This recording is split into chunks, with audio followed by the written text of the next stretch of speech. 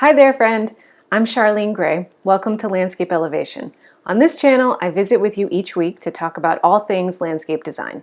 Whether you're just getting started with your side hustle or you're already a pro and have a number of seasons under your belt, I hope these things that I talk about are helpful to you.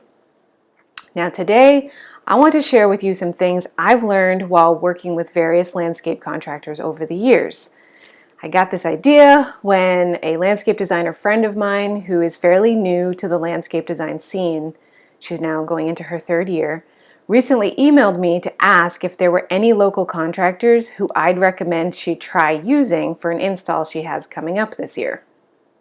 Basically, she had a pretty disappointing experience last year with one of the big landscape contractors in our area and is now desperately hoping to not replicate that scenario again this year with a new client. So I did my best to come up with names to share with her and could really only come up with 2 landscape contractors that I felt comfortable recommending. And then after finding out that one of them is booked through the next 2 years, this left me with 1 landscape contractor to suggest to her. Yeah, 1. So to be fair, I know that recommending this 1 contractor seems, it stems entirely from my opinion. But when you figure there are dozens of companies out there, there should be more than 1 to choose from. Okay, so as a side note, the contractor not taking any more work for 2 years is actually my favorite contractor to work with. I'm working with him on 2 projects right now.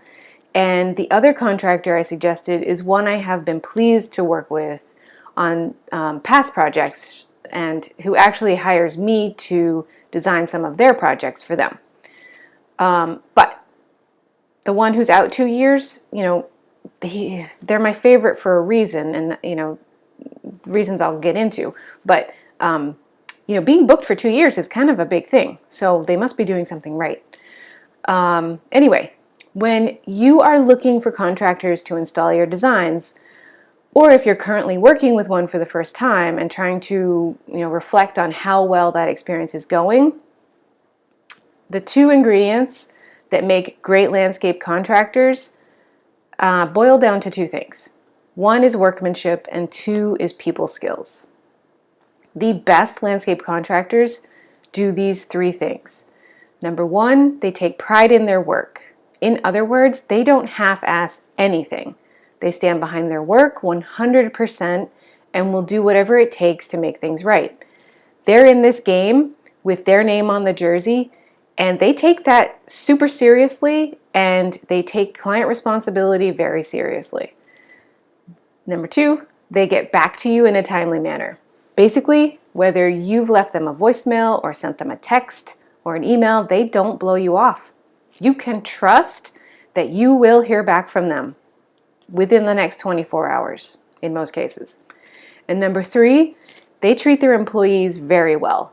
They know they wouldn't be where they are today without the loyalty, the consistency, and the dedication of their team, and they make sure their employees are well taken care of. And this is a bonus. As a bonus, the best landscape contractors have an incredible eye for detail. And when I say this, yes, I'm talking about tiny details like hardscape angles, planting prep, plant placements, but I'm also talking about the big picture. Your big picture, as the designer, needs to be seen by the landscape contractor you're working with. This means they understand the flow, the focal points, the repetition, the balance, all of that you've designed throughout the landscape, and they make it come to life because they can see it before it comes to life. So, not only do they know a good curve when they see it, but they can build a good curve, and with any material. They are basically your partner on jobs. So, on the contrary, you can spot a poor quality landscape contractor by these 3 things. They do quick and dirty landscaping. It's too fast, it's too sloppy. They just want to come in there, make their money, get on to the next job. Their attention to detail is null and void if there is any. They're messy. Basically, they see what's in front of them at that moment and not much further. Number two, they don't return your calls to answer your questions, and this is the absolute worst. This is super frustrating when you're trying to pull a job together and you need answers from them. There's poor communication where you may not see eye to eye or there are misunderstandings, but then there's just plain lack of communication. And that's what I'm talking about here. When communication goes down to zero and you can't rely on them to communicate with you.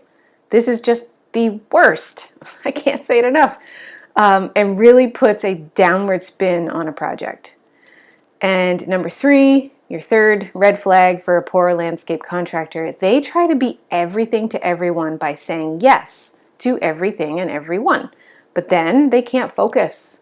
They've got so much going on, they can't possibly please everyone, so they end up pleasing no one in a timely, tidy, or professional manner.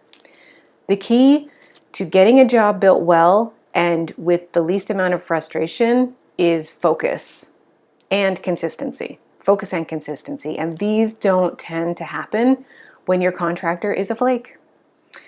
Okay, so good contractors, bad contractors. Now I haven't mentioned anything about budget.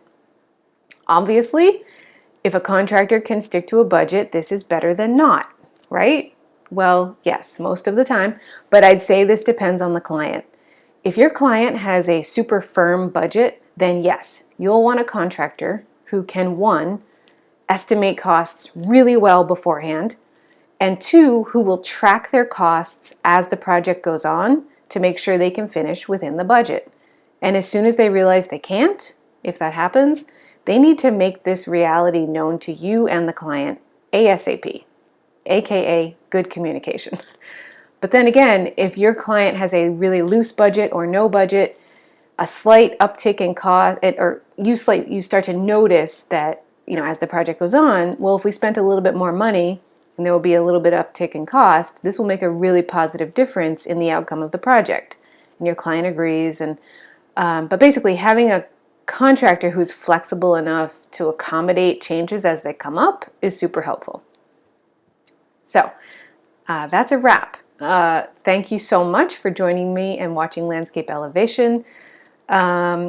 If the content in this video interests you, you may find value in the free guide I've made. It's 16 pages of walking you through getting started on the design process, and the link is below. It's completely free. And also, I love hearing from folks in the landscape design community. If you're a landscape designer and you have questions or a conversation to start, please share them in the comments. And all right, thanks again. Take care, and I will see you next time. I hope you have a great week.